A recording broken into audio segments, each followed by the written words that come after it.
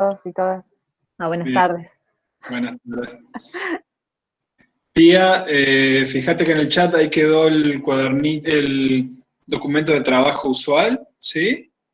Sí, ahí lo estuve modificando con la fecha y, bueno, volví a unos formatos de fuente para que no se nos mezclara un poco.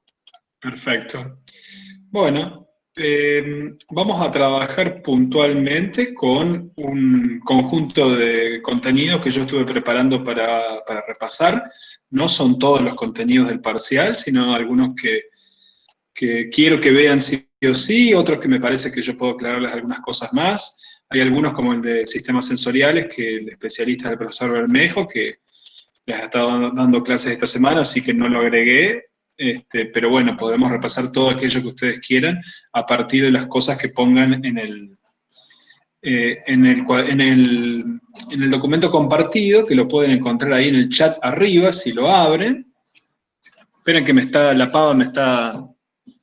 sonando la pava, estoy preparando unos mates, ya vengo. ¿Sí? Y ya está grabando, ¿no? Así que el que quiera, no quiera salir o algo, tenga en cuenta eso que está grabando.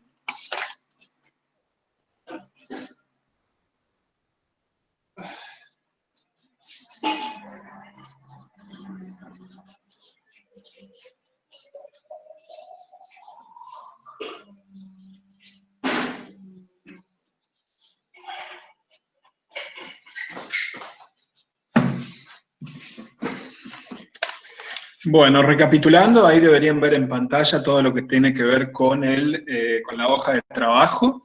Me gustaría, por favor, en estos primeros minutos que lo vayan poniéndose ahí. También me gustaría que todos aquellos y aquellas que quieran presentarse lo hagan verbalmente, porque realmente hablar en el vacío así es un poco problemático, así que el que quiera, unos segundos dejo de hablar ahora, se presentan, dicen hola, ¿qué tal? Quieren comentar algo, cómo les fue en el receso, etcétera, etcétera. Alguna duda que no quieran decirla, escribirla en el documento, por favor, lo pueden decir verbalmente, ¿sí?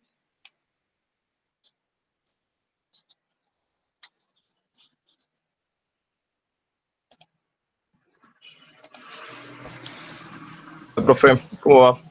Hola, ¿cómo estás, Sebastián? Todo bien. Quería consultar más que nada si va a hacer el repaso sobre los ganglios basales. Va a haber bastante material de ganglio, Sebastián, sí. Bien, porque se me complicó bastante a la hora de encontrar las conexiones Está y bien. de recordarlas.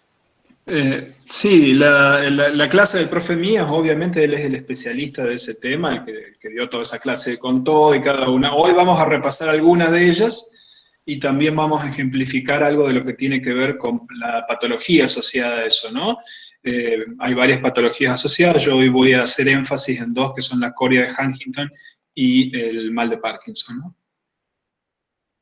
No sé si eso más o menos te responde la pregunta, Seb. Sí. Perfecto, Justamente perfecto. quería preguntar del Parkinson también, si era importante hacerlo. Muchas gracias. Bueno, sabes, con importante nosotros decimos que todo es importante, así que ahí no te voy a responder, pero sí lo vamos a repasar hoy, eso, así que no te hagas problemas por ese lado. ¿Alguien más que quiera verbalmente? Si no, lo dejan en el chat y luego Pía, si tú quieres ir monitoreando el chat. Sí, Ricardo, acá Serena pregunta por una cuestión administrativa de promoción. Sí, si se mantiene, ¿cuál es la pregunta? Exactamente, dice que en muchas de las materias se han dado de baja las promociones, si en esta materia se va a continuar o no. A menos que la respuesta corta es sí, se mantiene exactamente igual, tal cual se habló a principio de año. La respuesta larga a la compañera, a Serena creo que es que si una materia, no solo esta, sino cualquier otra, indicó que iba a mantener la promoción en el programa adaptado que se hizo a principios de la pandemia, cuando Secretaría Académica permitió a todas las materias adaptar los programas, si ahí la materia dijo vamos a mantener la promo, ahora toda esa gente debería mantener la promo, ¿sí? Es un derecho de los estudiantes. Es como si yo ahora les dijera, no, ¿saben qué? En lugar de 3 parciales pongo uno por semana. No se puede, bueno. Lo que está ahí debería estar, ¿sí? Nair, ¿qué preguntan, che? ¿Pía? Que le gustaría que se hablara un poco más sobre los pares craneales.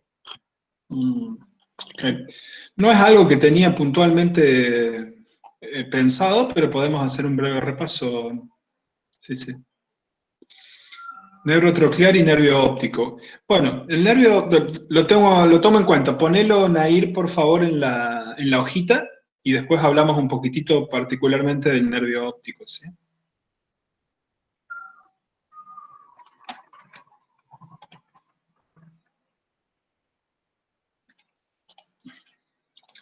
Bueno, Pía, vi que había un par de preguntas más ahí, ¿puede ser? Mientras tanto, yo preparo alguna slide de nervio óptico para ir sumando, ¿sí? Sí, Si sí. tú puedes. Sí, yo acá estoy, hay dos preguntas Sí. particulares que en realidad fueron dificultad de los parciales A anteriores, ver. perdón, que es Sí. transmisión sináptica y Ajá. dificultad en corteza y médula, pero con cosas específicas de tractos y conexiones de las aferencias. Esas son las dificultades. Veamos la primera, ya la voy sumando, que es esta idea de transmisión sináptica. Bien. Y la segunda, ¿cómo sería la segunda, por favor? Dice, tuve dificultad en corteza y con médula, Ajá. pero en cosas específicas, los tractos, las conexiones de las aferencias. Bien. Bueno, vamos a ir con cada uno de estos elementos. Voy dejando esto de Wikipedia acá de nervio óptico para después. Vamos a empezar con estos temas que han generado por separado, digamos. Nervio óptico, corteza cerebral. Fíjense que lo que hago yo es recurrir a los elementos que ya tenemos de Wikipedia, de algún otro, como para disparador, e ir contándoles. Empecemos con nervio óptico. La forma más sencilla de entender algunos pares craneales. Ahí tenemos todos los pares craneales, ahí los podemos ver a mano. Ven bien, ¿no? La pantalla de Wikipedia, ¿verdad? Sí, Ricardo, sí se ve bien, se comparte claro. Perfecto. Lo vamos a levantar ahí, miren. La forma más sencilla de entender los pares craneales es entender que son primos, llamémosle, primos de cada uno de los nervios espinales, ¿sí? Los nervios espinales, ¿de dónde salen? De cada lugarcito de la médula espinal. Y me permiten, ¿qué? Llevar y traer información sensorial y motora inherente a la parte donde salen, ¿sí? Si yo, ¿vieron cuando a uno le duele mucho bueno, la mayoría de ustedes son gente joven, todavía no les duele tanto la espalda, pero el dolor de la parte más baja de la espalda, ahí bien cerca donde empieza la cola, es muy fuerte, ¿verdad? Pues bien, esa información entra por los nervios de la zona más inferior, de la zona sacra de la médula, ¿verdad? Y a su vez, si yo quiero mover las piernas, también sale a partir de ese lugar. Por lo tanto, los nervios espinales lo que hacen es permitir entrada y salida de información sensorial y motora de los dermatomas y de las zonas musculares que están asociadas a ello. Pero si yo quiero, y ahora estoy moviendo, no me ven, pero estoy moviendo la cabeza de un lado para el otro, o por ejemplo ahora quiero tomar un poco el mate, ¿cómo hago para realizar todo eso? O giro los ojos. Ahí no hay médula en esa parte. Bueno, como no hay médula, ¿qué es lo que hay? Hay pares craneales. Hay nervios espinales, no son espinales, sino son nervios que en realidad cumplen la función que cumplen los nervios espinales en el cráneo. ¿Sí? En ese sentido, uno de los más clásicos de ese aspecto lo podemos encontrar a nivel del trigémino. En este dibujo, perdón, no es una fotografía, es un dibujo, es un poco raro, porque fíjense lo grandote que el dibujante hizo el trigémino, ¿sí? el par 5. En realidad, la mayoría de los dibujos lo hacen más chiquitito y uno lo ve ahí como si fuera un brotecito que va saliendo de la protuberancia. El trigémino cumple funciones sensoriales y motoras. Las sensoriales, de las más conocidas, son aquellas que tienen que ver con recibir toda la información de dolor de la parte inferior de la cara, particularmente del cachete. ¿Sí? Si yo en este momento, por ejemplo, me tomara muy fuerte el mate y estuviera muy caliente y me empezara a doler, ese dolor, o viceversa, si me tomara un bodoque de helado, ese bodoque de helado que está ahí, que me produce bien ese dolor potente y que demora mucho tiempo en irse, pues bien, eso lo procesa el trigémino y que manda información, y obviamente tiene conexiones con ¿qué? Por ejemplo, con el tálamo, ¿sí? Porque no hay manera de mandar información de dolor y luego que eso llegue a la corteza parietal ascendente, sino es a partir del tálamo en ese caso. Y fíjense que es el mismo tipo de comunicación y de vía que hay entre la información de dolor que puede haber, no el mismo tipo, pero es análogo lo que estoy comentando, u homólogo incluso. Homólogo quiere decir que parece diferente, pero en realidad responde al mismo mecanismo, a lo que es la vía de dolor que tuviera si yo toco el termo que tengo acá y estuviera muy caliente, ¿sí? Por lo tanto, para la compañera que hizo la pregunta, me parece que esa es una vía, una forma interesante de entender cómo son los pares craneales. Yo lo he ejemplificado particularmente a nivel de uno que es muy útil para ejemplificarlo. ¿Por qué? Porque es un par mixto, es decir, tiene función sensitiva y tiene función de tipo motor. Esto no sirve para todo, porque vamos a buscar una excepción a esto que acabo de indicar, ¿sí? Por lo pronto hay otros nervios que cumplen funciones motoras que me permiten, por ejemplo, llevar para arriba o para abajo el ojo, o de izquierda a derecha el ojo, por ejemplo, el nervio abducens, ¿sí? Y otros son un poco diferentes, por ejemplo, el nervio óptico, que lo ven aquí, que es lo otro que que preguntó la compañera, en realidad no sigue tanto este modelo que le acabo de decir, imagínense que sea un nervio espinal. ¿Cómo es el nervio óptico? Pues bien, fíjense dónde tengo puesto aquí el puntero. El nervio óptico en realidad sigue mucho más. Ahí está como cortado, ¿ven? Está como cortado. ¿De dónde viene el nervio óptico? A ver, ¿de dónde viene? Si está cortado, ¿de dónde vendría realmente esto?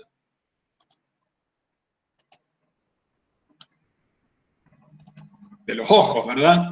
O sea, el nervio óptico viene del ojo, ¿sí?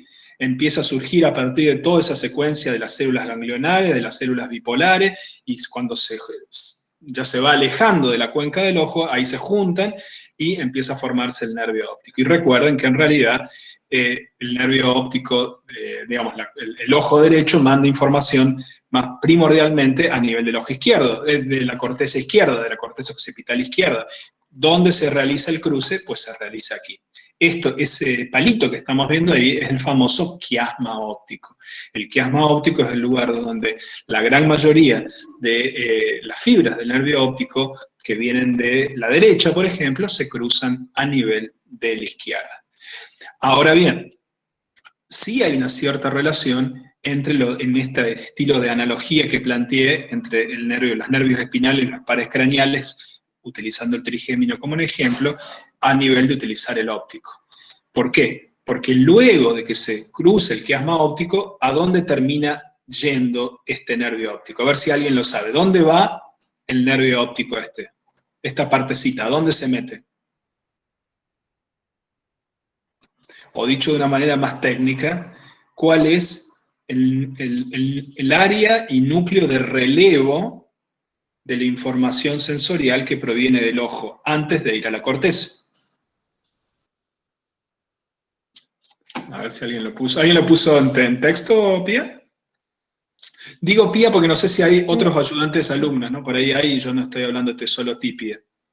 Si hay otros... No he visto a ninguno de los chicos o de las chicas, pero no. están respondiendo ahora A ver. a uno de los chicos y las chicas de estudiantes. Lóbulo occipital, colículos, colículo superior, cuerpo geniculado lateral y núcleo geniculado lateral del tálamo. Perfecto. Esas son las respuestas.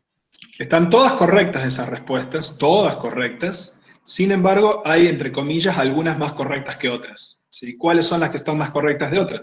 La del núcleo geniculado lateral. Esa es la respuesta más correcta de todas. ¿Por qué? Porque lo que yo pregunté es, digamos, luego de que se da el cruce acá a nivel del quiasma, ¿a dónde se mete ese cable?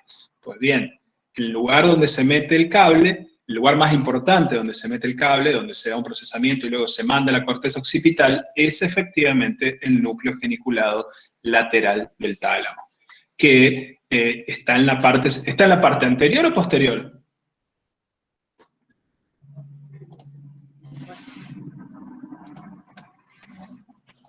Ahí lo vemos bien en la parte posterior, ¿ven? Ahí lo ven, el núcleo geniculado lateral, que ya lo vamos a ver ahora a continuación en la clase. El núcleo geniculado, en realidad lo que imagínense el cable ese A ver si tengo una forma acá. Aquí está. Como si viene el nervio óptico, antes por acá está el quiasma óptico, ¿sí? Y el nervio óptico viene por acá donde estamos, viene, y se mete adentro del tálamo. Y como es tan grueso, genera esas tumefacciones, le llaman, ¿sí? Como que saca la colita para afuera, porque no entra a ningún lado, y por lo tanto se marca de esa manera.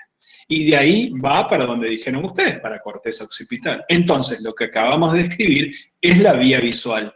Y la vía visual responde al par craneal 2, que es el nervio óptico. ¿Bien? Y a su vez, eso refleja una cierta organización topográfica de cómo entra la información sensorial y cómo va llegando a diferentes partes de la corteza a partir del tálamo. ¿Bien?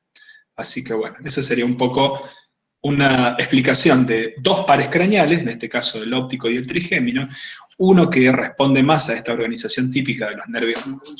Tómenlo como algo pedagógico, ¿no? Porque por ahí me va a caer un especialista en neuroanatomía y me está diciendo que estoy diciendo una gansada, y entiendo el punto, pero al mismo tiempo quiero que se entienda esta idea de que lo que están viendo es la respuesta evolutiva que hubo en el cerebro para realizar la entrada y procesamiento de información y eventual llegada a la corteza, que también sucede a nivel de los nervios espinales. Creo que esa es una explicación más elegante, que ahí me alejaría del término de gansada, ¿sí?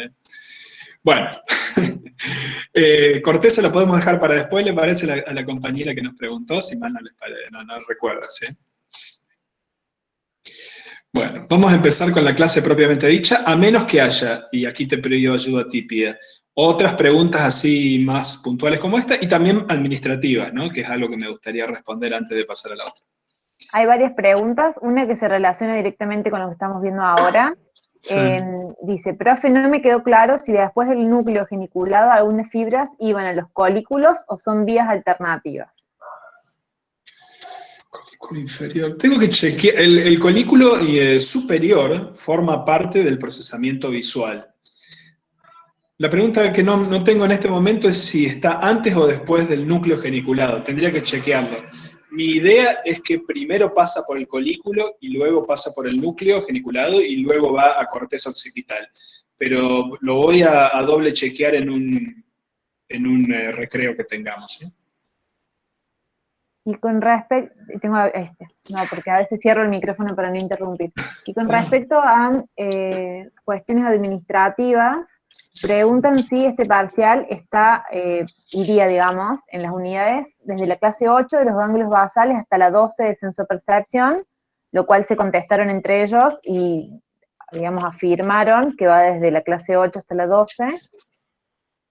Claro, yo por clase no me ubico tanto, serían unidades 5, 6, 7. Claro, es de ganglios basales hasta sensopercepción. Y recuerden que se utiliza el contenido de las unidades previas para hacer las preguntas, ¿no? En ese sentido es acumulativo. Sí. Y puede haber algunas preguntas directamente relacionadas con las primeras unidades también, ¿sí? Y también preguntan si, perdón.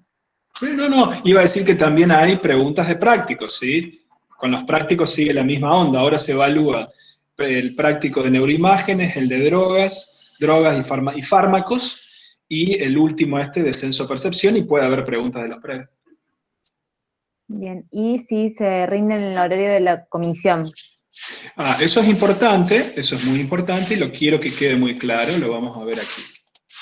Si ustedes entran en este momento al ABP, esperen que alguien ha pedido entrar, si ustedes entran en este momento al ABP, siempre les digo a todos, recuerden, ustedes pueden utilizar su unc.edu.ar, su correo, y entran directo, sin que yo les dé, sin que haga esto que estoy haciendo en este momento.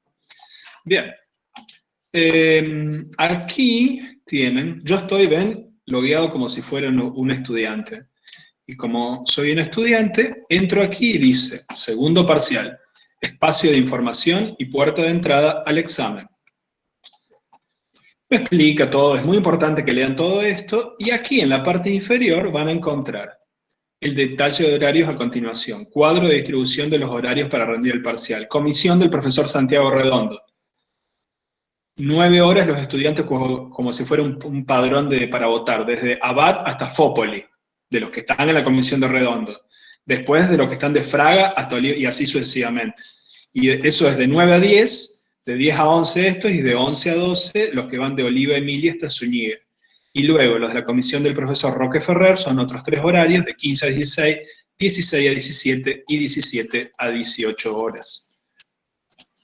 Y también por apellido, ¿sí? Y es responsabilidad de ustedes saber con quién se encuentran inscritos. ¿Cómo pueden hacerlo? Ustedes pueden chequear en su perfil de alumno de Neuro en qué comisión están inscritos, ¿sí? O sea, eso es algo que ustedes pueden saber.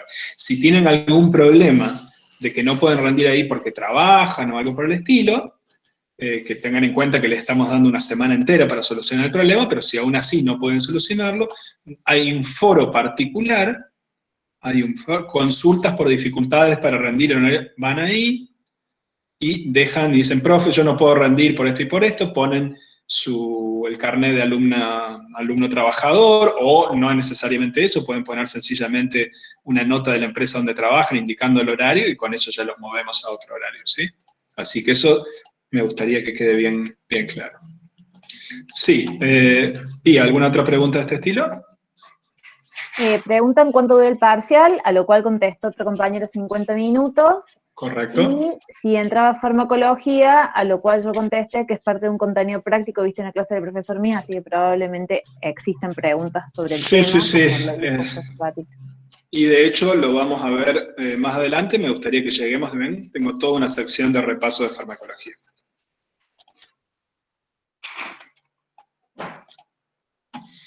Bueno, listo, entonces empezamos con los contenidos previstos, pero me interrumpen siempre que quieran, ¿sí? Yo dichoso que me interrumpan, puede ser vía PIA, es decir, vía preguntas que escriben en papel, en el papel no, en el texto, en el Google Doc o en el chat, y no tengo problema si quieren decirlo verbalmente, ¿sí? Corta un poco esta especie de aislamiento de cápsula que uno se siente aquí, digamos, sin contacto. Bueno, vamos largando. Primero vamos a largar con ganglios basales, ¿sí? Los ganglios basales, a mí me gusta mucho en general hablar de ganglios basales, porque es como una unidad que permite aunar varias cosas, ¿no? Corteza, porque en realidad recuerden que los ganglios basales, a ver, les hago una pregunta, y esta me la pueden abrir, abran el micrófono rápido y cierran. ¿Tienen un origen telencefálico, diencefálico, mesencefálico? Mesencefálico. No. No. No sé, muy bien la persona que levantó y lo dijo rápido, pero no, está mal. ¿Por qué dijo mesencefálico, compañero? A ver, ese. Diencefálico. Parece que son diencefálicos, ¿no? Porque están ahí justo al lado del tálamo y el hipotálamo, ¿no? Está muy dividido igual. ¿Por qué telencefálico?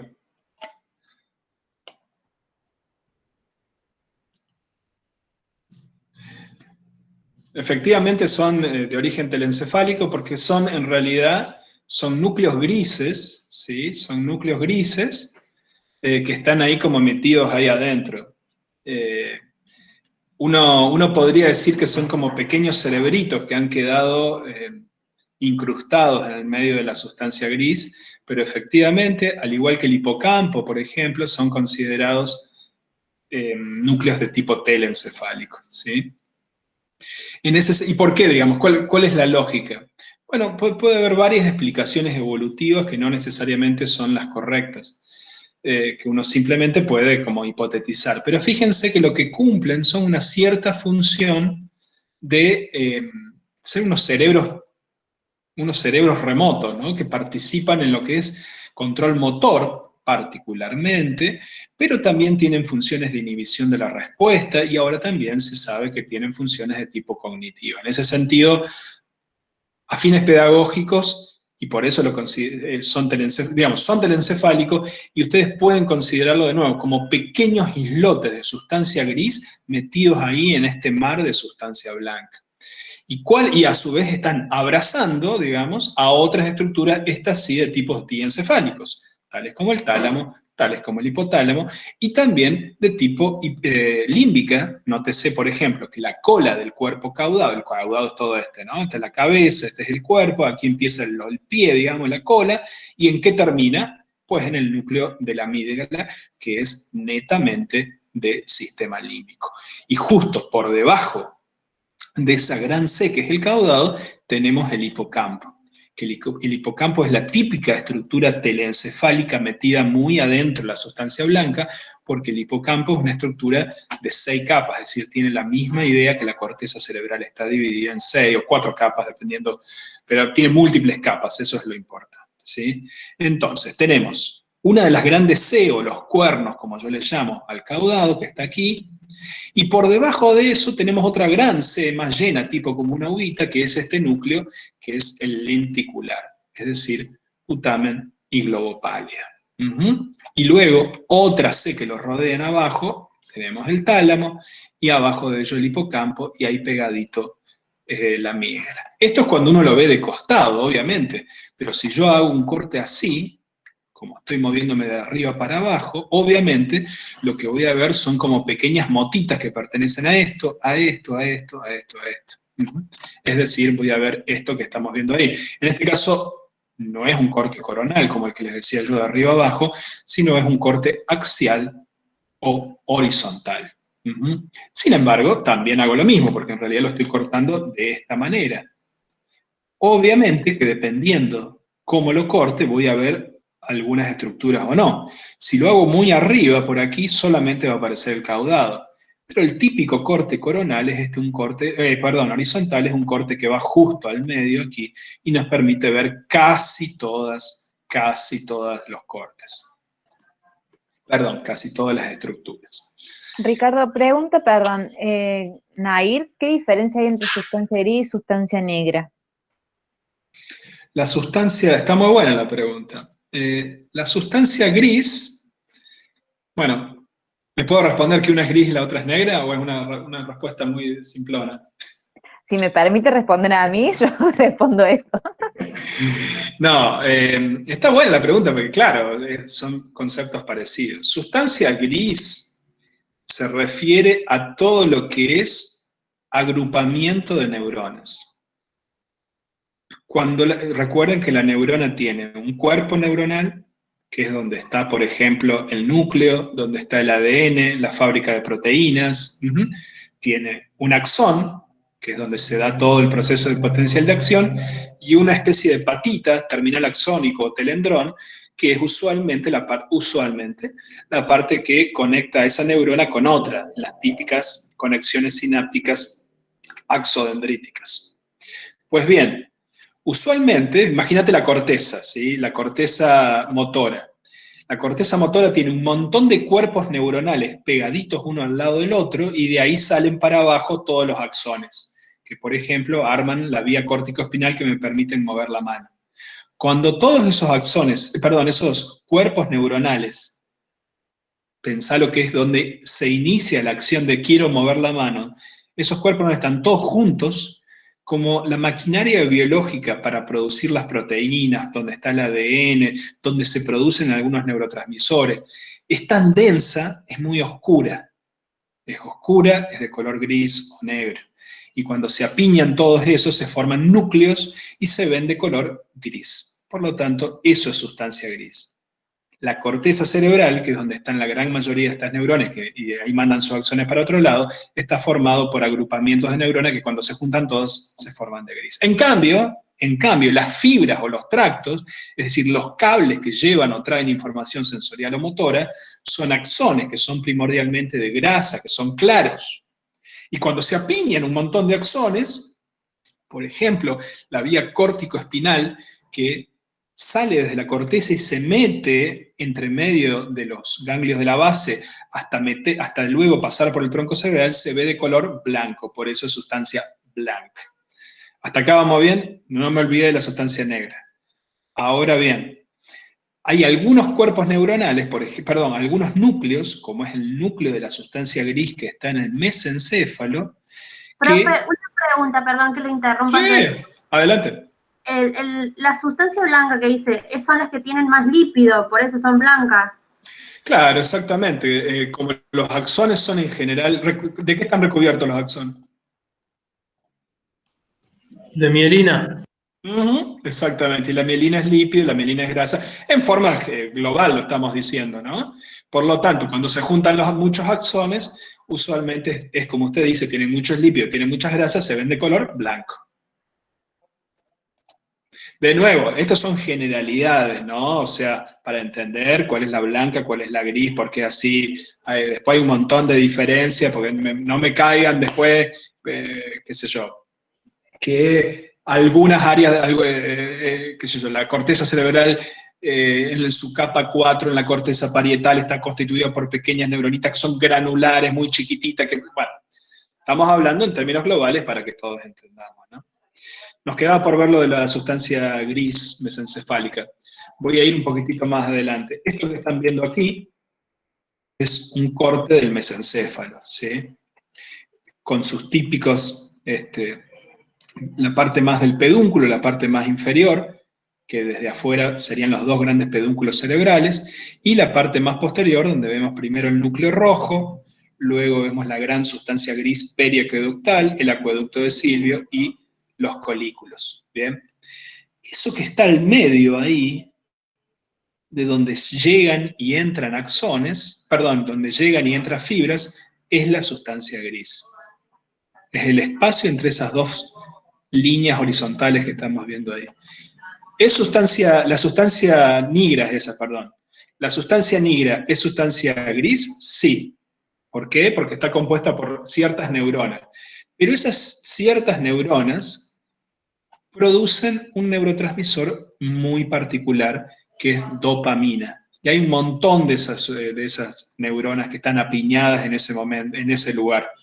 Y como están tan apiñadas, y están todas produciendo dopamina, son muy densas, lo hemos visto en alguna de las clases, se pueden ver como diferentes del resto, están tan apiñadas que se forman como diferentes del resto, toman una coloración oscura o negra, y por lo tanto, seguramente el primer neuroanatomista que lo puso bajo el microscopio lo vio de color más negro y dijo, esta es la sustancia negra que tiene esa pigmentación oscura.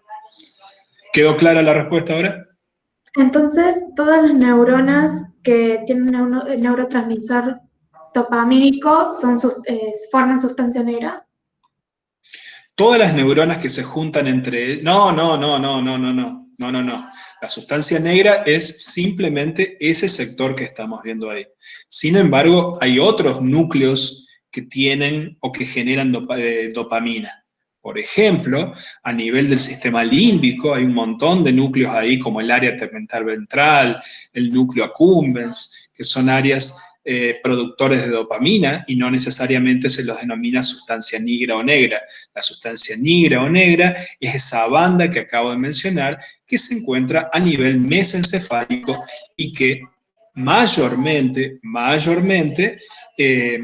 envía sus axones, como estamos viendo aquí, a caudado y núcleo lenticular putamen principalmente, ¿sí? Por lo tanto, la vía que manda dopamina desde el mesencéfalo hasta los ganglios de la base se denomina vía dopaminérgica nigroestriada. Nigro por sustancia negra, estriado porque manda hacia el conjunto de ganglios basales que se denomina cuerpo estriado. ¿Ahora sí está más claro?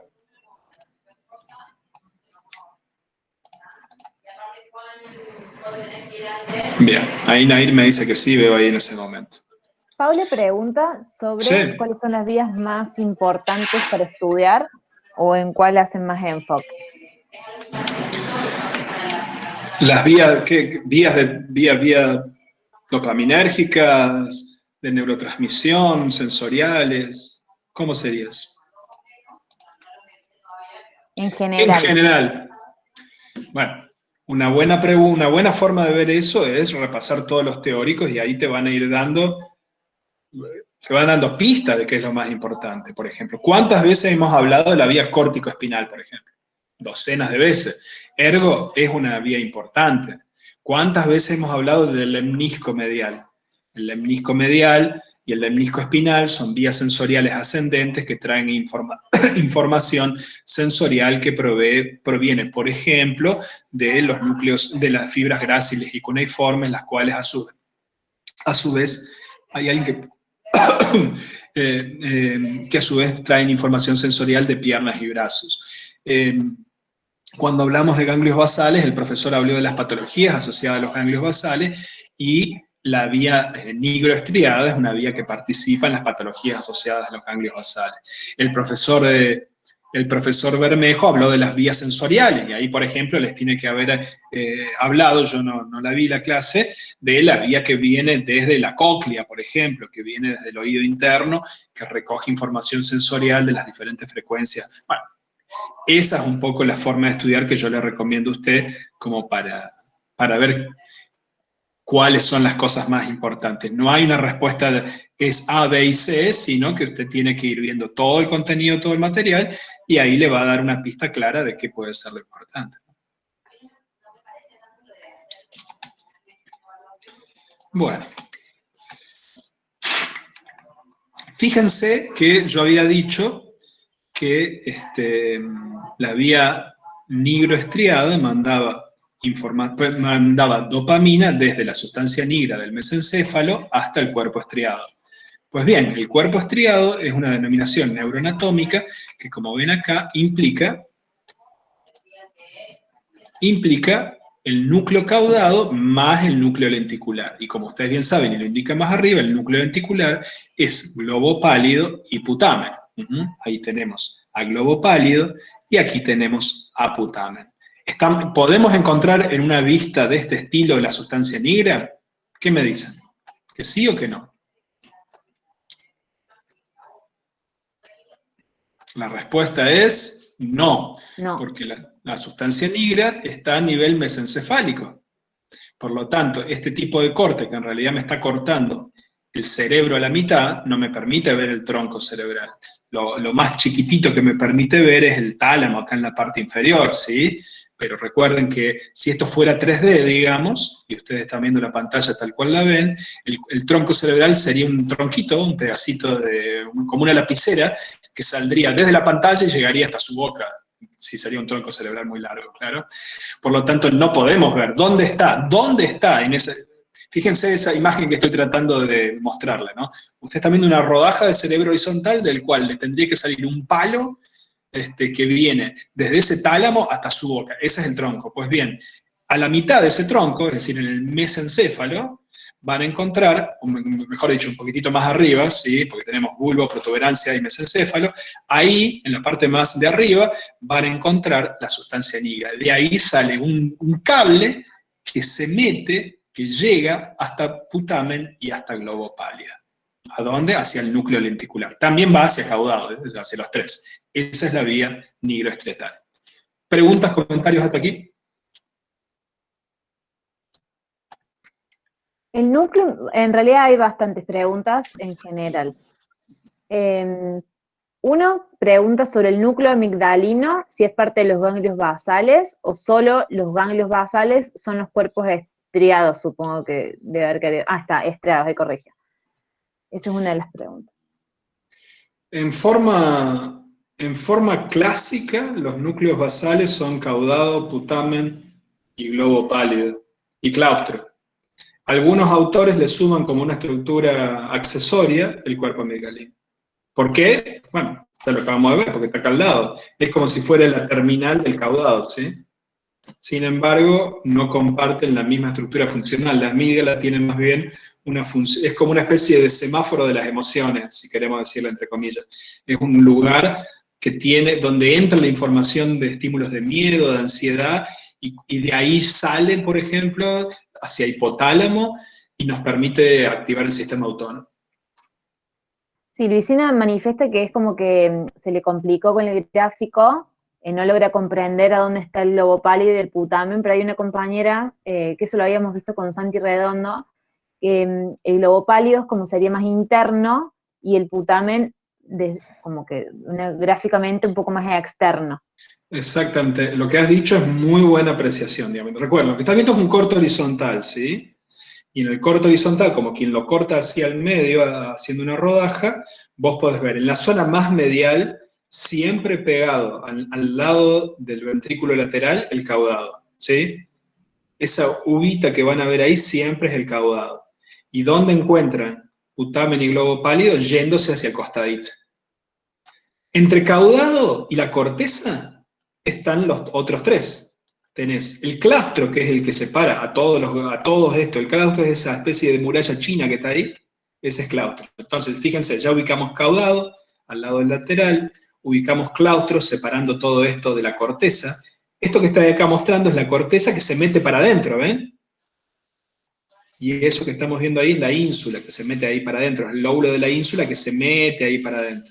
Entonces, ya ubiqué caudado, el ventrículo lateral y al lado del caudado. El claustro separándolo de la ínsula. ¿Qué nos queda? Putamen y globo pálido. Y como dijo la compañera de Pía y como dijo el profesor Santi, el globo pálido es A, más interno, y B, más pálido.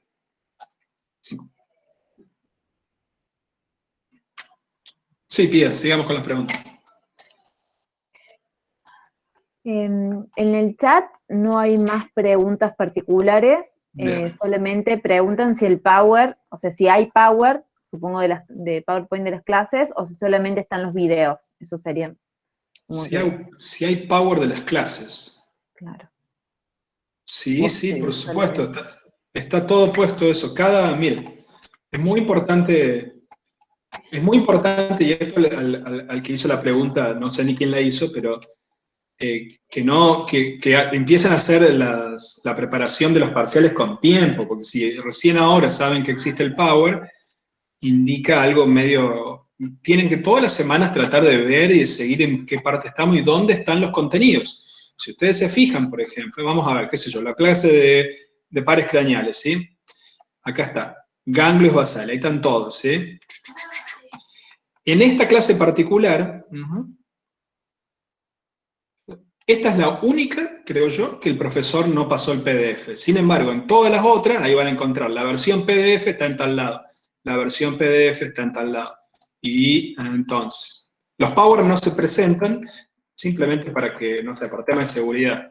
Pero si ustedes agarran el link y lo ponen ahí, directamente se les va a hacer un vínculo hacia el PDF asociado a cada una de las clases. ¿Bien?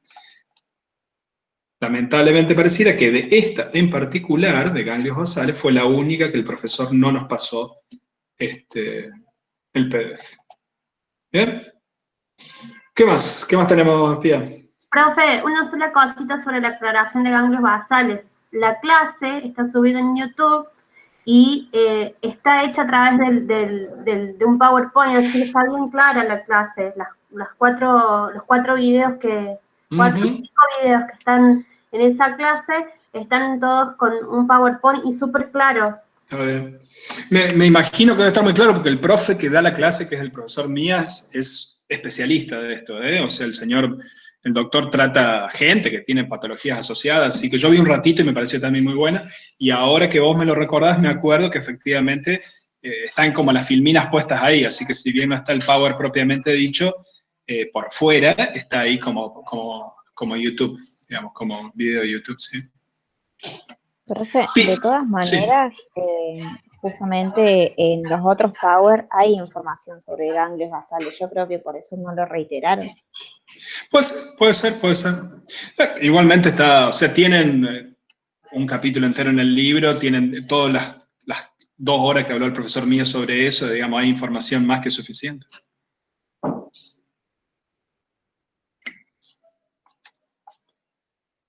Bueno, ¿más preguntas de este tema? ¿O relacionadas? Preguntan si podemos repasar los núcleos rápido. Y hay una pregunta. Ay, se me fue el drive, perdón. Bueno, preguntaba básicamente sobre las aferencias y las diferencias del sistema autónomo. Ahí vuelvo a poner el drive. Vamos a ocuparnos de la pregunta de los núcleos. Vamos a repasarlos de nuevo, ¿sí? Para no quedarnos acá, porque si no siento que no avanzamos nada, vamos a ver la pregunta a partir de esto, ¿sí? Vamos a ver ahora como la parte funcional, ¿sí? Ya todos vimos aquí a nivel de la localización anatómica. Recuerden que esto lo venimos viendo desde la primera parte del año, ¿no? Ahora bien, ¿cómo funciona esto, no? Esperen que salude aquí. Señora, muchas gracias. Muy buen trabajo. Nos vemos el lunes, ¿eh? Gracias. Esta figura que la tienen en el libro es muy interesante porque es sencilla, más o menos, pero fíjense esto. Indica que caudado, putamen y globo pálido no tiene conexión directa ¿con qué? Con los núcleos motores de los nervios craneales. Espera que alguien me está... Ya no puedo más permitir ahora. No tiene conexión directa con los núcleos motores de los nervios craneales, es decir, ¿a dónde están los núcleos motores de los nervios craneales? Cuando ustedes ven un dibujo de la médula espinal, en la parte más de abajo, que es lo que es el asta anterior, ¿sí? Que es la que finalmente... Que hay unos ruidos acá que quiero... ¿Estás jugando? No, había unos ruidos acá, no sabía qué estaba pasando. Entonces, ni caudado, ni putamen, ni globo pálido, directamente generan por sí solos los movimientos. Sin embargo, fíjense qué interesante. Si yo destruyo la corteza, si por ejemplo hago un experimento con una rata o con un gato y destruyo la corteza, la rata o el gato van a dejar de hacer movimientos precisos, por ejemplo. Un movimiento preciso en un animal puede ser moverse y buscar comida, ¿sí? Eso no lo van a poder hacer. O mover, en el caso del gato, moverle una extremidad para mover un ovillo de lana. Sin embargo, van a poder realizar movimientos amplios e imprecisos del lado contralateral a donde fue la lesión. Es decir, si, por ejemplo, la lesión fue en el izquierdo, pues bien, van a poder seguir moviendo la parte derecha del cuerpo, pero solamente con movimientos muy amplios y muy imprecisos. Ahora, si yo destruyo putamen, caudado y globo pálido, es decir, el cuerpo estriado, ahí sí va a haber una parálisis total. ¿Qué quiere decir esto? Que caudado, putamen y globo pálido no participan directamente en los movimientos, pero sí le dan como una especie de retroalimentación y mirada de arriba a la participación del movimiento. Participan como en un rol secundario y esta destrucción de la corteza cerebral me permite ver ese rol, digamos, ¿sí? Participan, digamos, en estas especies de movimientos amplios, globales, que probablemente estén ayudando a los movimientos precisos y más finos, de los cuales se ocupa directamente la corteza cerebral de tipo motora.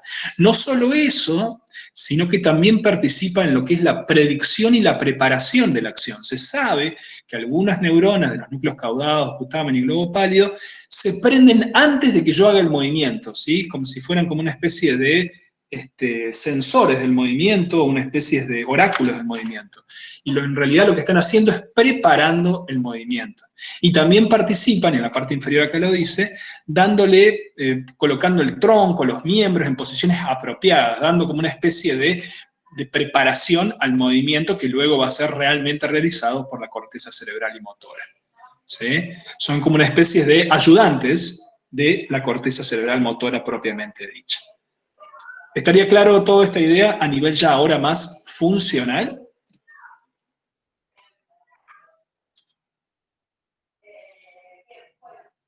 Muy bien. ¿Se escucha bien? ¿O perdí el sonido? Sí, están diciendo que se entendió, pero hay una pregunta arriba.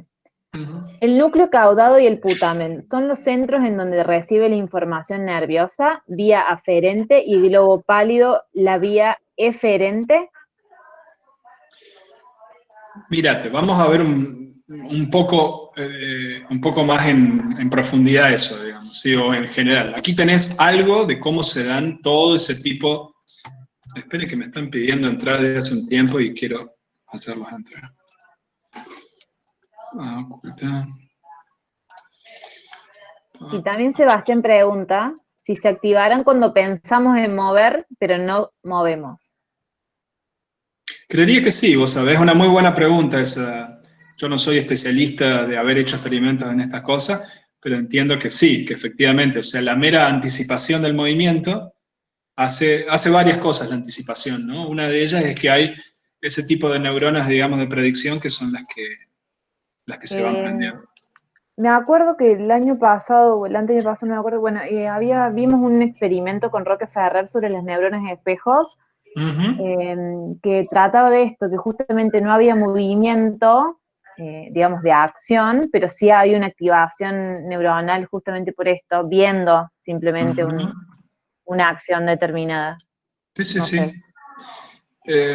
No quiero hacer una respuesta definitiva, pero estoy casi seguro que efectivamente, incluso aunque vos luego no realices la acción, probablemente las áreas estén prendidas y en realidad hay otras áreas como la corteza prefrontal que son las que finalmente van a inhibir ese movimiento, ¿no? Bueno, pasemos un poco a la otra pregunta que hablaba un poco de las interrelaciones entre las diferentes áreas, ¿no? Empecemos hablando acerca de las más importantes, no sé si las más importantes, pero de la que ya previamente habíamos hablado. Aquí dice sustancia negra o negra, bueno, dice negra en este caso particular. Esto, por lo tanto, este cuadradito que está acá, estamos hablando a nivel del mesencéfalo, ¿sí? ¿Cómo se comunica del mesencéfalo con caudado, putamen y globo pálido? Acá, por ejemplo, puso caudado y cuerpo estriado en una definición más estricta, como caudado, putamen solo, y globo pálido lo puso al costadito, ¿sí? ¿Cómo se comunican? Pues bien, a través de una vía que va de sustancia negra hasta cuerpo estriado, y por lo tanto, ¿cómo se llama? Nigroestriada. ¿Y qué neurotransmisión utiliza? Dopamina. Ahora bien, siempre uno tiene sistemas de retroalimentación por los cuales, por ejemplo, desde caudado y putamen, yo tengo una vía que va inhibiendo, que provee GABA, acetilcolina y sustancia P, que va desde cuerpo estriado hasta sustancia negra. Esta vía de loop que estamos viendo aquí es muy importante. ¿Por qué? Porque tenemos una especie como de sistema excitador de la sustancia negra hasta el estriado e inhibidor del estriado hasta sustancia negra.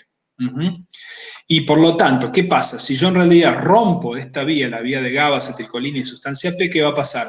Y va a quedar como, llamémosle, desmadrado el sistema excitador de dopamina. Y por lo tanto, ¿qué va a pasar? Va a haber un trastorno motor hipercinético, con un montón de movimientos motores así como bruscos, raros. Tengan esto en mente. Viceversa, si yo bloqueo el sistema más excitador dopaminérgico aquí, ¿qué va a pasar? Y bueno, va a haber trastornos de tipo de alteraciones de inhibición del movimiento, disfunciones del movimiento. Lo que acabo de mencionar es la base de la patofisiología de coria de Huntington y de trastorno de Parkinson. Ahora bien, fíjense, la pregunta que había hecho la compañera, que no me había olvidado, era cuál es el principal centro, digamos, la principal vía eferente, es decir, de donde sale información de este sistema de los ganglios basales. Y si yo veo este gráfico, ¿cuál sería la principal vía eferente? ¿Caudado y putamen o globo pálido?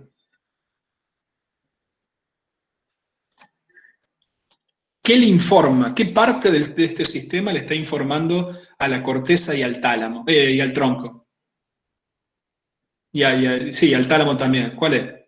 El globo pálido responde. El globo pálido, exactamente. Entonces, volviendo a la pregunta de la compañera, es un sistema muy promiscuo, ¿no? Con conexiones cruzadas por todas partes. Sin embargo, uno podría entender efectivamente que el globo pálido es la vía, la fuga, llamémosle entre comillas, que tiene este sistema y por el cual se realiza la vía final de predicción, información y control final de los movimientos más amplios, imprecisos, a partir del globo pálido. Entonces, sacamos esa información y la otra gran información que quiero que se vayan de este cuadro es esta vía de retroalimentación, este loop que hay entre sustancia negra y cuerpo estriado, con una vía dopaminérgica y una vía GABAérgica, acetilcolina y sustancia P. Estamos viendo exactamente la misma información, pero ahora con este esquema un poquitito más humano, llamémosle, más fácil de entender, ¿no? Algunos detalles interesantes para que ustedes entiendan siempre cómo leer estos gráficos, ¿no? Cuando ustedes vean acá, el rojo es la fibra o el tracto, ¿sí? Y el punto, o sea, ven que tiene como cada inicio del tracto puede tener o un redondelito, rojo en este caso, aquí hay un redondelito, o esa especie de I. Mi pregunta para ustedes, ya alumnos de segunda semestre, ¿cuál de estos es el cuerpo y cuál de estos es el terminal axónico? Forma de I, terminal axónico y el cuerpo el puntito. Perfecto. Lo que acaba de decir el compañero, que no sé bien cómo se llama, compañero? ¿Qué tal, Ricardo? Salvador, mi nombre. Salvador. Lo que dijo el Salvador es como, así hay que grabárselo, esto, porque si no puede ser una ensalada, una pregunta que usted responda.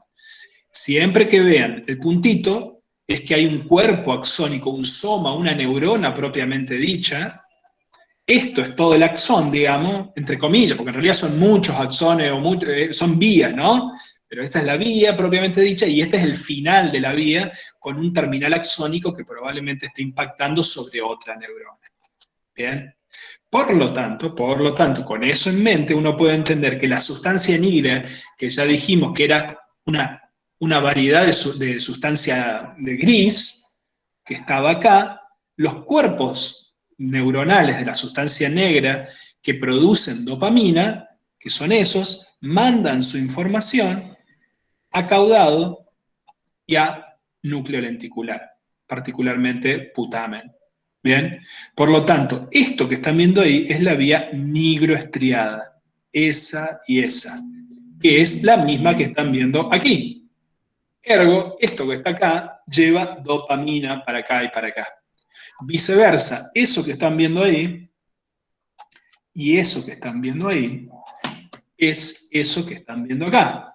Es la otra parte del loop de retroalimentación que yo les dije, que en realidad estaba inhibiendo la actividad de la sustancia negra y que cuando eso se rompía, cuando todo lo que estaba ahí se rompía, eso que estaba acá quedaba sin freno y yo le dije que se desmadraba. ¿Vamos bien? Esto que acabo de mencionar, bueno, algunos elementos más adicionales, ¿no? Esta vía que acabamos de mencionar también muestra, por ejemplo, acá tenemos a globo pálido, ¿ven? Y globo pálido tiene conexiones con el tálamo, por ejemplo, ¿sí? Que es la misma que estamos viendo acá. Entonces, ahí ya tienen una vía para ir guiándose un poco en ese aspecto. Y luego, esto que están viendo aquí es lo mismo que está acá, pero puesto de otra manera. ¿Puesto para qué? Para mostrar las consecuencias que tienen las afectaciones de la vía nigroestriada. ¿Qué pasa? Cuando se afecta las conexiones que hay desde núcleo lenticular o desde núcleo caudado y hasta sustancia nigra, es decir, cuando se afecta esto que va para acá y esto que va para acá, se genera, o sea, hay un déficit en la vía inhibitoria que provee GABA, que provee sustancia P, y se generan estos movimientos totalmente extraños, movimientos desacompasados de la coria de Huntington. La coria de Huntington es un trastorno muy heredable, genético, y que es un trastorno de tipo hipercinético, y que está asociado a esta disfunción de la vía, en realidad no nigroestriada, sino que estriatonígrica. ¿Está claro? ¿Por qué estriatonígrica? Profe, una consulta. ¿Por qué pueden aparecer esas disfunciones? En el caso de la coria de Huntington, creería que casi 100% de base genética. ¿Sí? Se puede trazar a un codón particular que está alterado donde se sustituye un aminoácido por otro. Sin embargo, en el caso de la enfermedad de Parkinson, solamente una parte es explicada genéticamente y una gran parte es desconocido el porqué de la enfermedad de Parkinson. Hay varias teorías muy interesantes para explicarla. Algunos plantean que pueden ser debido a factores ambientales, ¿no? Por ejemplo, exposición a tóxicos como el zinc, por ejemplo. Y hay una... A ver, vamos a utilizar la magia de Google. Si yo pongo Parkinson, MTPA más California, ¿qué me parece? La historia del MPP. ¿Qué es la historia del MPP?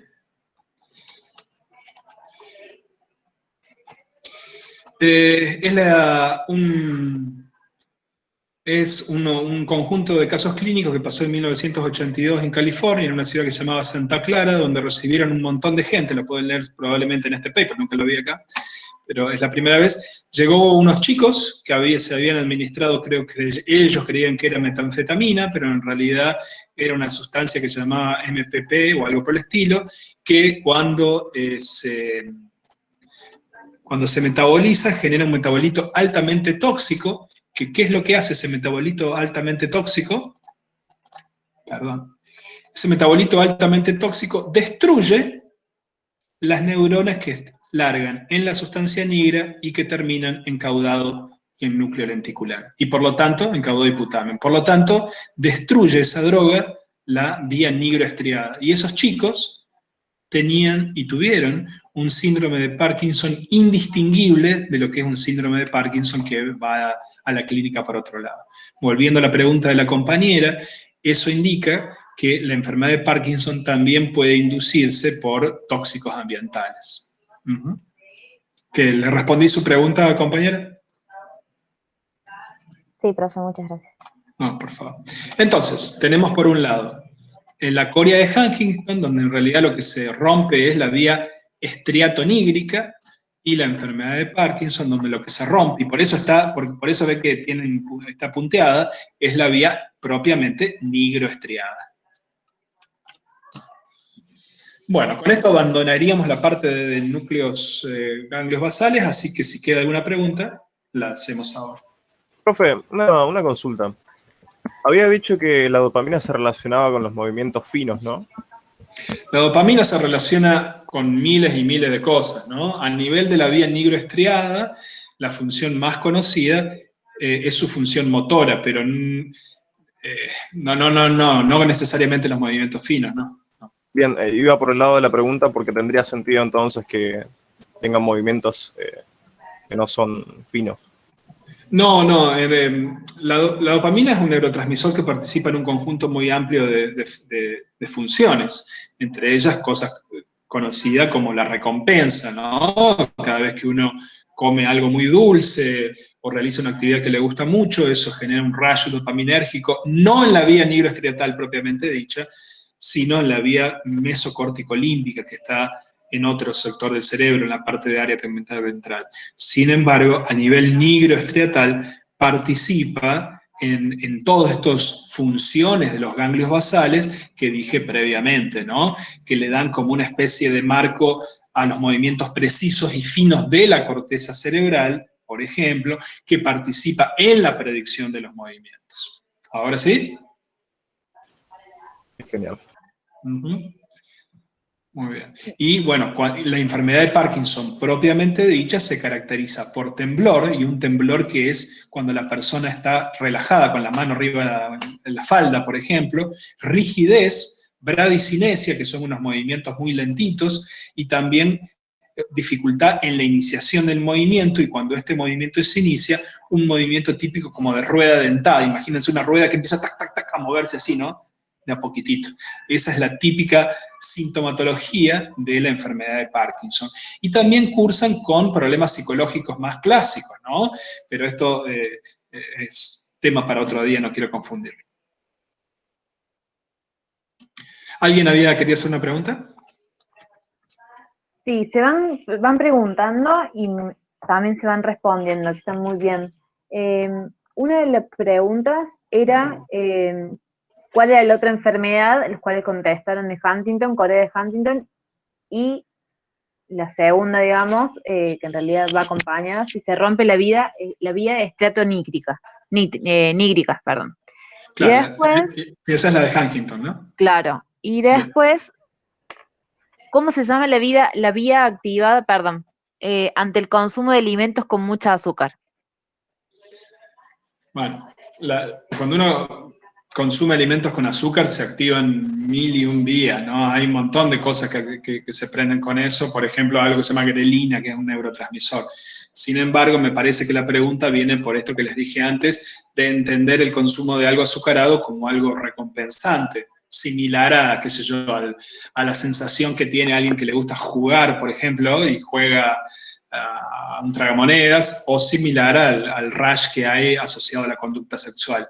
En ese caso, la vía dopaminérgica que se activa es la vía mesocórtico-límbica, que empieza en unas áreas, en unos núcleos muy chiquititos del mesencéfalo, que se denominan área tegmental ventral, que pasa luego por otro que se llama núcleo accumbens, que está bien a nivel del sistema límbico, y que termina finalmente a nivel de la corteza prefrontal, mesocórtico-límbica.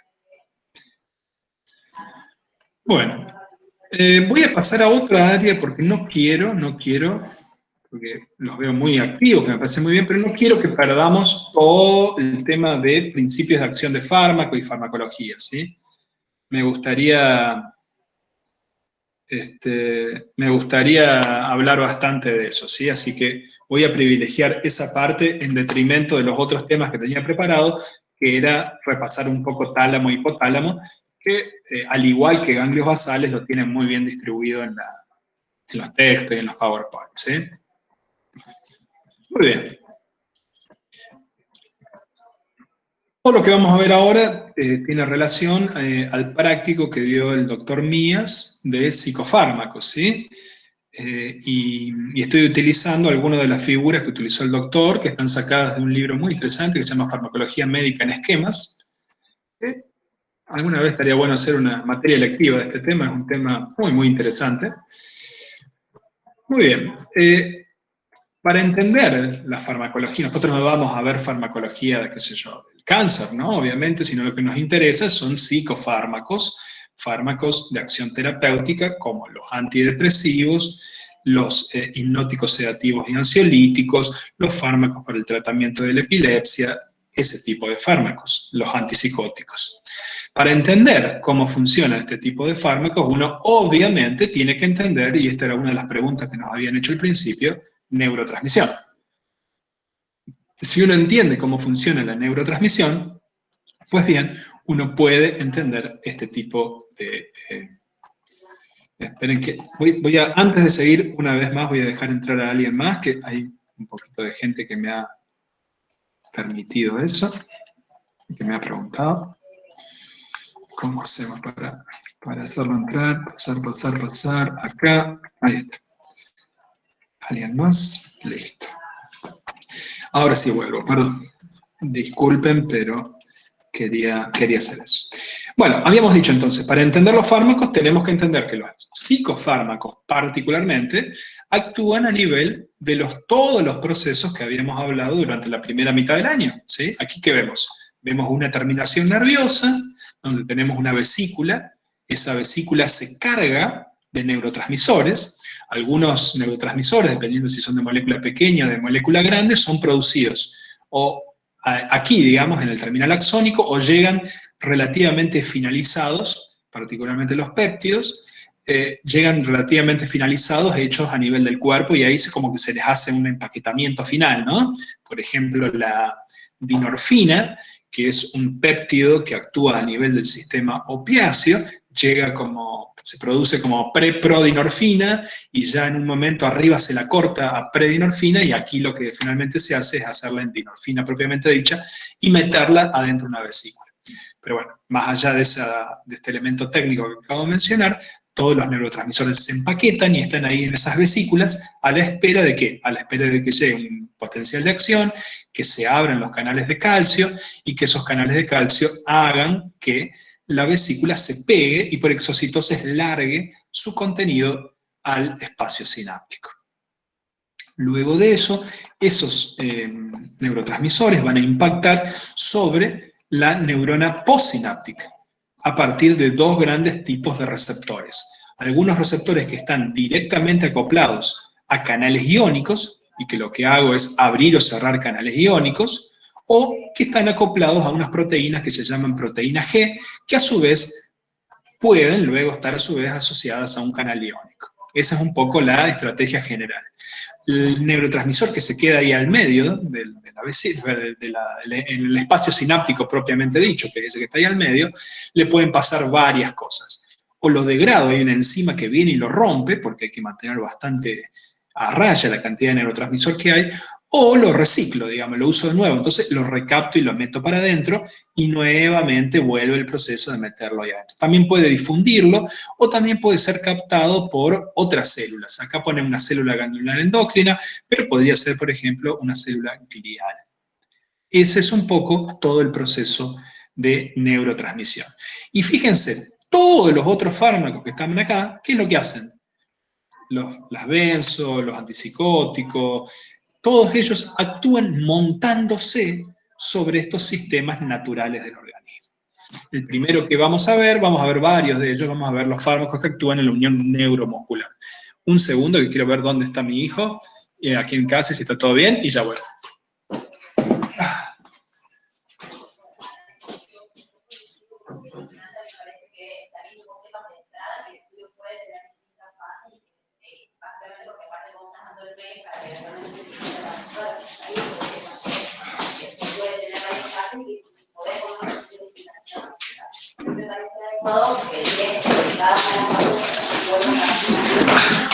Acá estamos de nuevo. Bueno, ¿recuerdan? Yo varias veces lo dije en la clase, y lo digo siempre, lo digo como un ejemplo. Hay un fármaco que actúa en la unión neuromuscular que fue utilizado por terroristas, digamos, por gente que hizo un atentado. ¿Recuerdan cuál fue el ejemplo que yo dije? Sí, el del subte en un país asiático, me parece. Si uno pone aquí en Google, pone Tokio, atentado, uy, puse mal eso, atentado ya me aparece, no, me aparecía gas sarín, me dice. Si hago así, me va a aparecer el famoso atentado del gas sarín, ¿sí? ¿Y qué es lo que utilizaron? A ver si lo dice por aquí. Acá está, ¿ven? Utilizan el gas sarín, y si yo cliqueo ahí en gas sarín, me dicen que es un compuesto organofosforado, es decir, los mismos compuestos que, por ejemplo, se utilizan para matar cucarachas y ese tipo de cosas, que es un arma de destrucción masiva, ¿sí? ¿Cuáles son los efectos? Bueno, justo me lo puso, no sé en qué idioma está esto, pero fíjense, acá está. El sarín es un potente inhibidor irreversible de la acetilcolinesterasa. ¿Y qué es la acetilcolinesterasa? Si volvemos a nuestro grafiquito y lo vemos aquí, la acetilcolinesterasa, ahí lo vemos, es un fármaco que lo que hace, es una enzima, perdón, que rompe la cantidad de acetilcolina que está en la placa neuromuscular. La acetilcolina es el neurotransmisor por excelencia que se segrega para que yo pueda mover mi mano, para que yo pueda mover mi brazo, mi pierna. Cada uno de los pequeños movimientos que yo hago están mediados en última instancia porque hay un mensajero químico segregado por el nervio que está conectado al músculo que funciona diciéndole al músculo contraete y movete. Ahora bien, como ustedes habrán notado, el movimiento es muy fino, ¿no? O sea, estamos todo el tiempo moviéndose, inhibimos el movimiento, lo accionamos de nuevo, por lo tanto, es muy importante que la cantidad de acetilcolina esté muy regulada. ¿Cómo se regula? Destruyéndola inmediatamente después que se usa. ¿Por qué? Por la acetilcolinesterasa.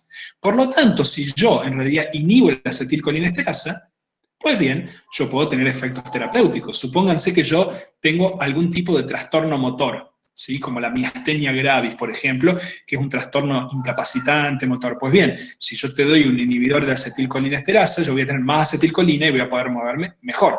Ahí los vemos, ¿sí? Algunos de los fármacos que potencian la transmisión son los anticolinesterasa, todos esos que estamos viendo ahí, ¿sí? Todos los que terminan en gmina. Ahora bien, si yo en realidad me paso de la raya con esto, voy a impedir que se remueva la acetilcolina y voy a tener unos movimientos espasmódicos y finalmente voy a empezar a tener serios problemas, entre ellos la muerte. Ese tipo de fármacos, digamos, ya no fármacos, no, sustancias tóxicas, son, por ejemplo, los que utilizaron estos señores aquí en el subte de Tokio ya por los 80, que si les interesa hay un libro del escritor Haruki Murakami en el cual les hace entrevistas a las víctimas y a algunas de las personas que estaban en la organización terrorista.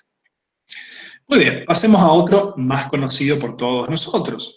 Estas son una de las sustancias de uso legal, pero también de uso fuera de la prescripción, es decir, gente que lo consume porque sí nomás, bueno, porque se llama sin prescripción médica, que son los ansiolíticos y los hipnóticos sedativos, que son todos los que terminan en PAM, diazepam, lorazepam, etcétera, etcétera, ¿sí? ¿Qué efectos tienen? Si uno los toma antes de dormir, facilitan el sueño, es decir, son hipnóticos. Si uno los toma durante la mañana, son sedativos, bajan la ansiedad. Y también funcionan relajando, son biorelajantes. Esos son los 3 grandes mecanismos que funcionan. ¿Y qué es lo que hacen? Trabajan a nivel de las terminaciones o de las neuronas que son GABAérgicas y potencian la transmisión GABAérgica. ¿Por qué la potencian? En realidad, perdón, me equivoqué, me expresé mal. Funcionan aumentando la conducción de cloro.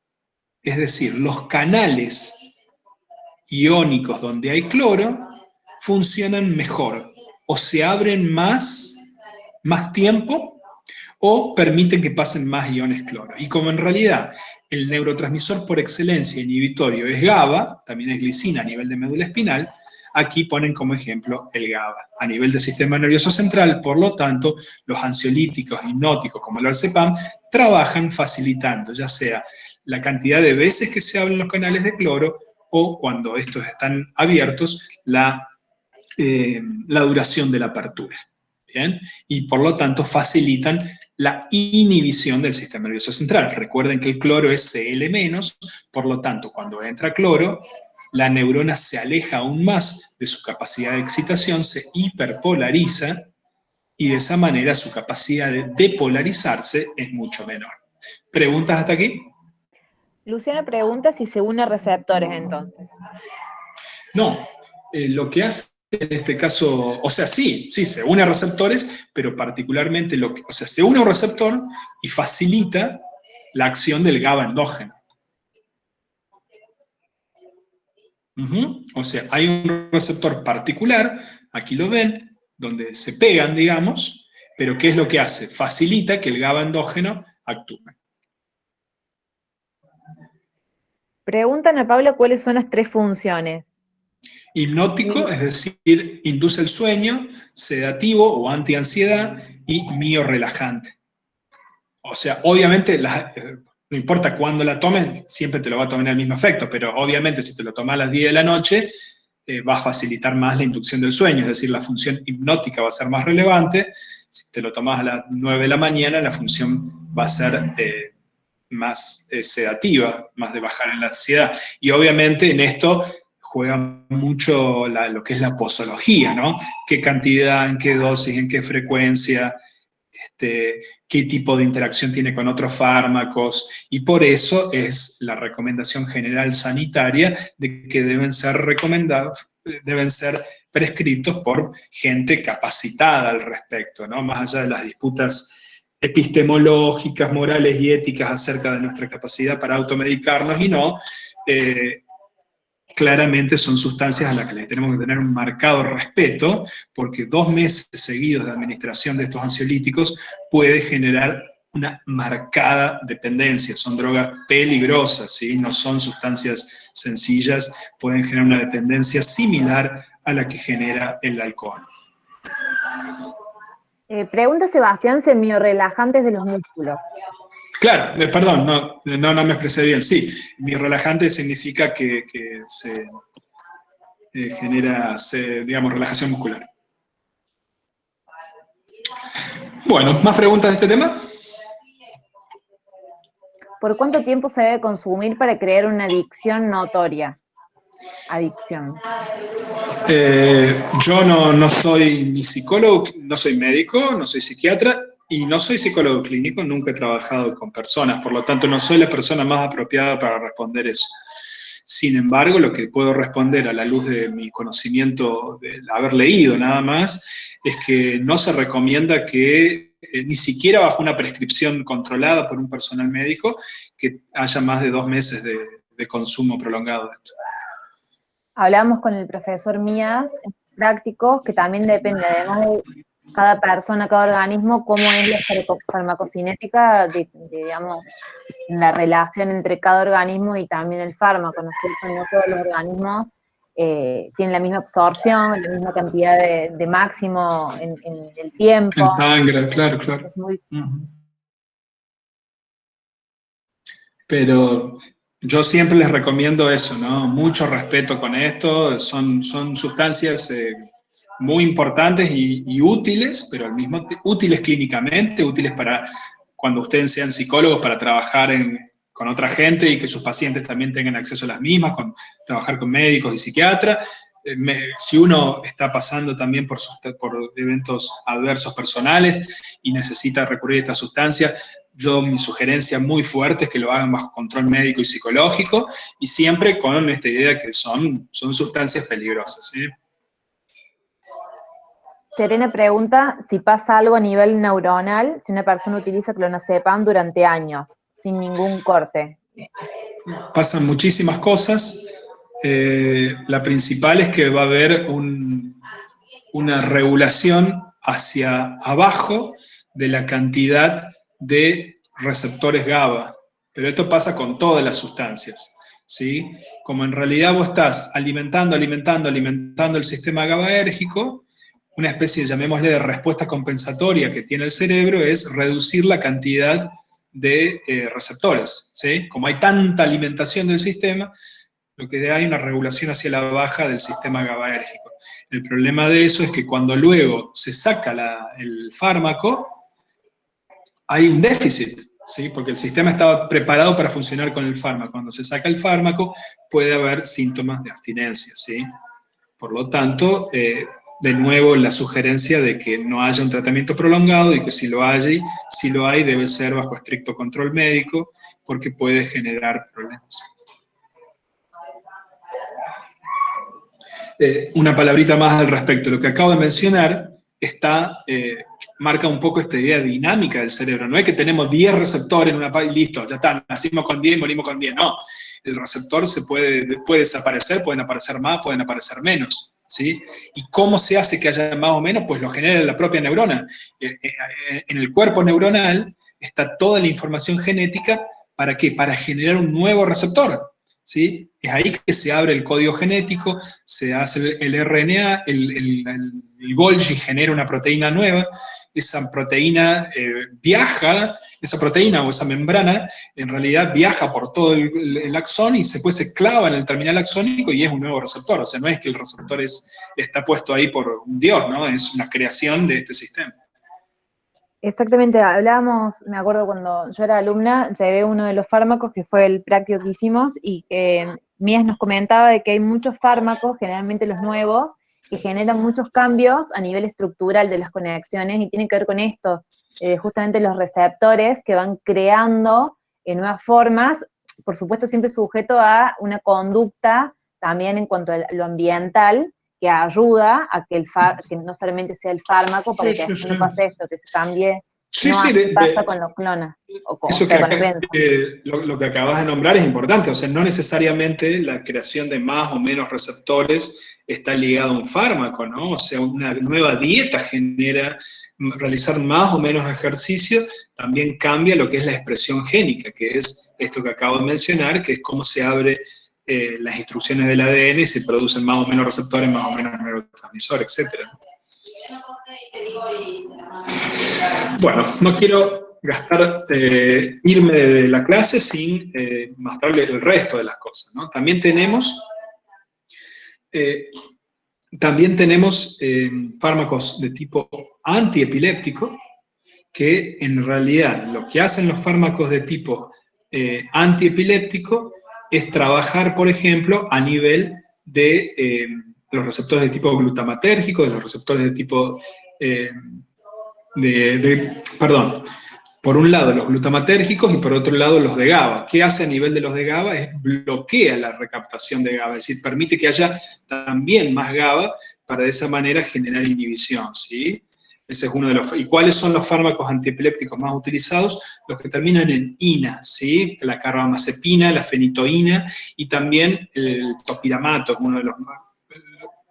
Tenemos los ina, el topiramato y también la gabapentina y la tiagabaína son algunos de los más utilizados. Y hay dos grandes tipos de de problemas epilépticos, lo que se llaman focos epilépticos, ¿sí? Que la persona, perdón, el pequeño mal, en el cual hay un pequeño foco epiléptico y la persona queda, como llamémosle, en stand-by, queda unos segundos, como si fuera hablando y se corta y después sigue, ¿sí? Esa pequeña ausencia es un poco un foco epiléptico. Y luego, cuando ese foco se expande como si fuera un fuego por todo el cerebro, casi siempre a partir del hipocampo, es la típica convulsión de gran mal, y en ese caso, bueno, pero igualmente los fármacos utilizados son compartidos en ambos sectores, ¿no? Entonces lo que uno quiere es o aumentar la transmisión GABAérgica o bloquear la transmisión glutamatérgica.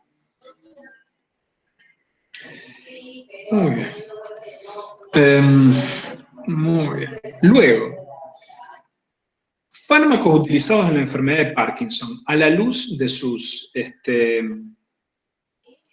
los conocimientos que vimos en el día de hoy, ¿qué les parece que sean los más utilizados?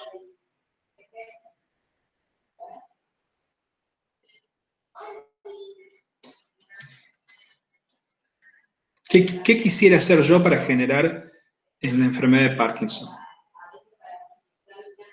Que se libere más acetilcolina, o sea, que pueda recibir más acetilcolina. Es un buen punto ese, sí, exactamente. Uno puede utilizar fármacos de ese estilo. Sin embargo, no son como los preferidos, ¿sí? Hay otro tipo de sustancia que se utiliza para eso.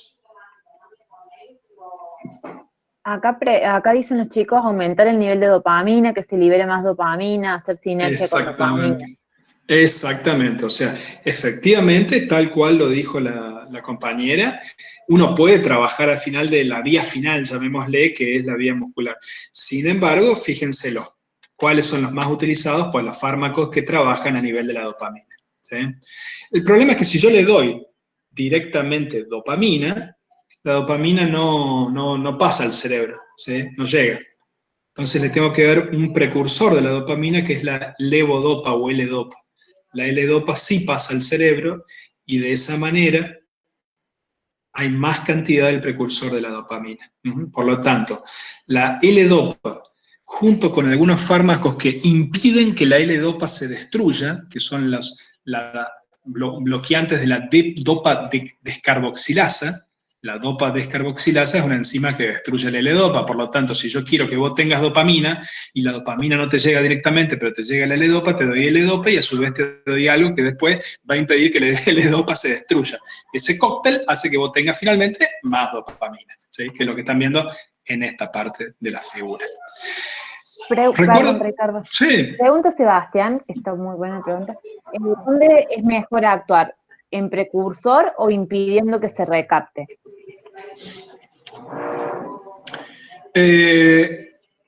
Las dos opciones están bien.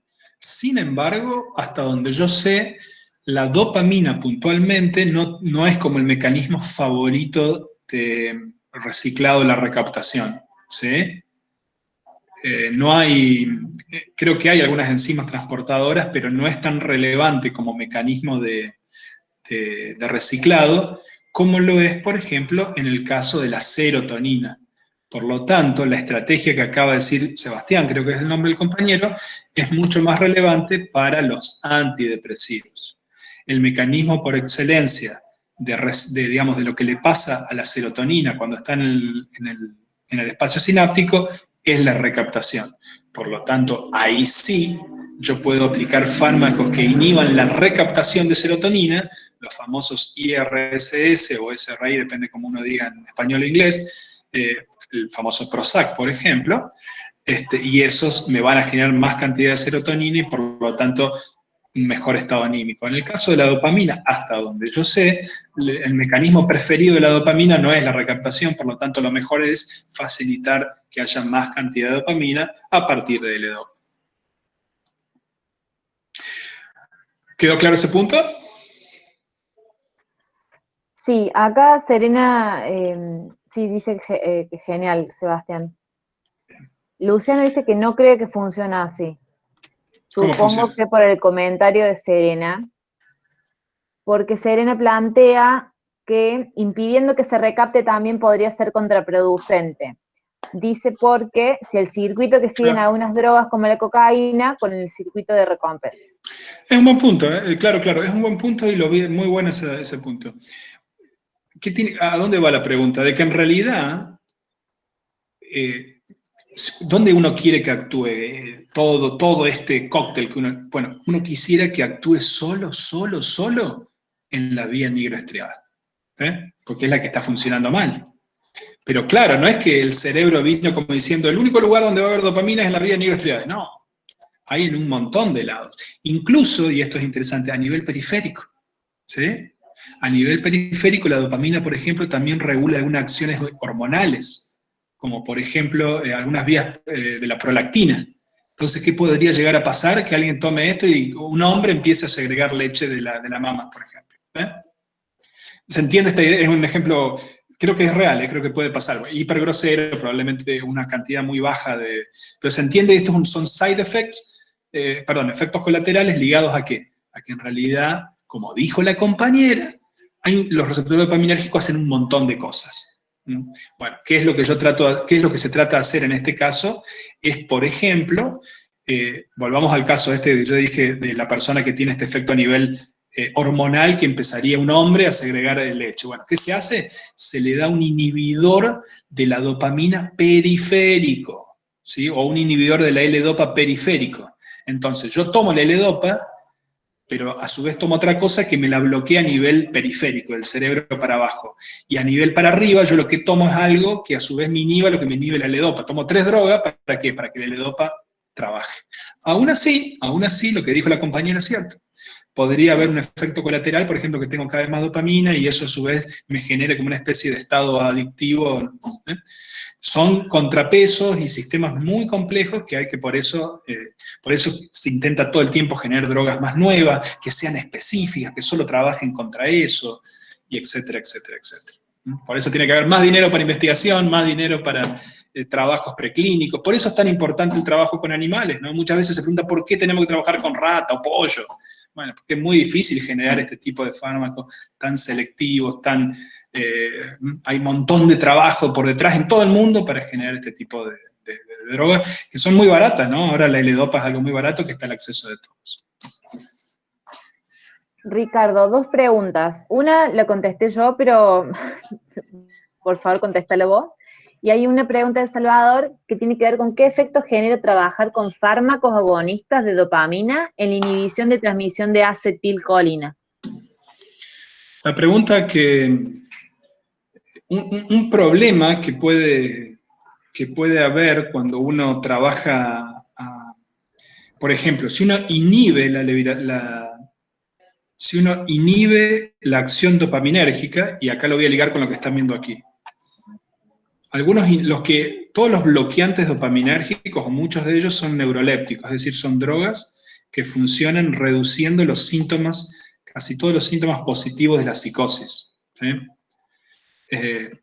Y eso lleva a la idea de que al menos la patogenia de la psicosis tenga que ver con una exacerbación dopaminérgica. ¿Qué quiere decir patogenia? No quiere decir que por ahí que la causa sea esa, sino que el mecanismo cerebral puede estar asociado. La causa puede ser otra cosa, puede ser que es una infección perinatal, por ejemplo.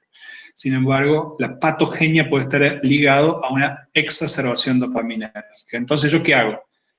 No le doy L-dopa, le doy algo que bloquea la transmisión dopaminérgica, que son estos neurolépticos. Y el problema pasa lo mismo que dijimos antes, tiene efectos colaterales. Algunos de los efectos colaterales de los neurolépticos son relativamente inocuos.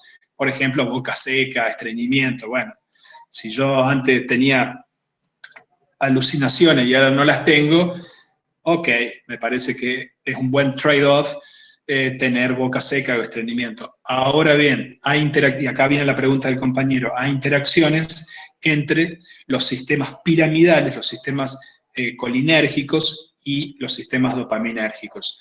Y lo que puede pasar si yo administro crónicamente neurolépticos es que yo tenga efectos colaterales a nivel del sistema colinérgico y de los ganglios basales, y que luego tenga parkinsonismo, un síndrome de Parkinson, pero que no es un Parkinson primario, es un Parkinson inducido por la exposición crónica a estos neurolépticos que a su vez me alteró la transmisión motora a nivel de ganglio basal. Si ven la película Despertares, Awakenings en su original con Robin Williams, van a ver todo este ciclo que acabo de mencionar. Un paciente totalmente catatónico, que no responde, que tiene psicosis muy profunda. La película empieza cuando se descubren los primeros neurolépticos, como la clorpromacina que ven ahí, es el neuroléptico por excelencia. La clozapina, risperidona son otros. Pues bien, el paciente responde muy bien, de repente tiene un despertar, digamos, vuelve a tener relaciones sociales, etcétera, pero luego de varios años de tratamiento surgen estos efectos colaterales. Y para ir finalizando, como dije antes, nos quedan lo que son fármacos como los que terminan en ina, amitriplalina, la lofemepramina, la fluoxetina, son todos fármacos que lo que hacen es, de una u otra manera, alteran la biodisponibilidad de serotonina. La gran mayoría de ellos inhiben la recaptación de serotonina. Serotonina, a diferencia de dopamina, tiene como su forma clásica de reciclado, una vez que termina en la sinapsis, es agarrado, encapsulado por una proteína transportadora que lo mete adentro de nuevo y ahí se empieza a hacer nuevamente el ciclo de producción de serotonina. Pues bien, si yo inhibo la recaptación de serotonina, por ejemplo, aplicando fluoxetina, que es lo que se conoce como Prozac internacionalmente, lo que hago es aumentar la biodisponibilidad de serotonina. Pasado un par de semanas de tratamiento con esto, usualmente empiezan a mejorar los síntomas de la depresión. Las personas empiezan a sentirse menos deprimidas. Hay otras formas de trabajar con fármacos antidepresivos, que es, por ejemplo, inhibir las monoaminoxidasas, que son unas enzimas que están adentro del terminal axónico y que destruyen los precursores de la serotonina. Perdón, claro, está bien, destruyen los precursores. Por lo tanto, si yo inhibo las monoaminoxidasas, permito que haya más precursores, está claro eso. Sin embargo, estos antidepresivos de tipo tricíclico, inhibidores de la aminoxidasa, tienen unos efectos colaterales muy potentes, alteran mucho la tasa cardíaca, pueden ser hasta letales en algunas personas con comorbilidades. Por lo tanto, hoy en día son dejados de lado en pos de estos inhibidores selectivos de la recaptación de serotonina, que son muy seguros, muy seguros, no tienen casi efectos colaterales, por lo tanto son muy utilizados, ¿sí? Bueno, gente, voy a volver aquí y voy a abrir el espacio para las últimas preguntas.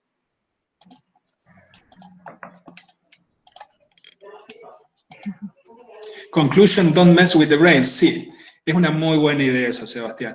De nuevo, lejos está de mí decir a ustedes que tienen que tomar, consumir, pensar o no pensar, pero una buena sugerencia de alguien que ha trabajado a nivel de investigación básica con sustancias es, de nuevo, siempre eso.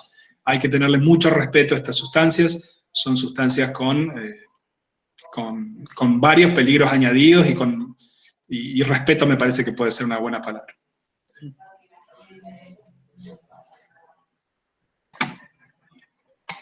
Ricardo, en la hoja de trabajo había dudas, digamos, o en realidad si se podía trabajar sobre aferencias y eferencias del sistema nervioso autónomo, que bueno, ya más o menos, y una pregunta más era sobre el litio, si entraba en los antidepresivos. Yo respondí que es un estabilizador de ánimo y que se utiliza para el trastorno bipolar, pero bueno. Es muy buena la pregunta. Sí, el litio es tal cual vos lo dijiste, es una sal, o sea que en realidad ni siquiera está patentada. Y sí, es una droga que funciona, bueno, una sustancia, es una droga, pero es una sustancia que estabiliza el ánimo. No queda muy claro todavía cuál es el mecanismo de funcionamiento, ¿no? O sea, a diferencia de las otras, no funciona como un antidepresivo tricíclico o un inhibidor de la recaptación de serotonina, es un poco desconocido el funcionamiento, pero sí, es uno de los, no tiene casi efectos colaterales, por lo tanto es muy utilizado y funciona bastante bien, como vos decís, estabilizando el ánimo.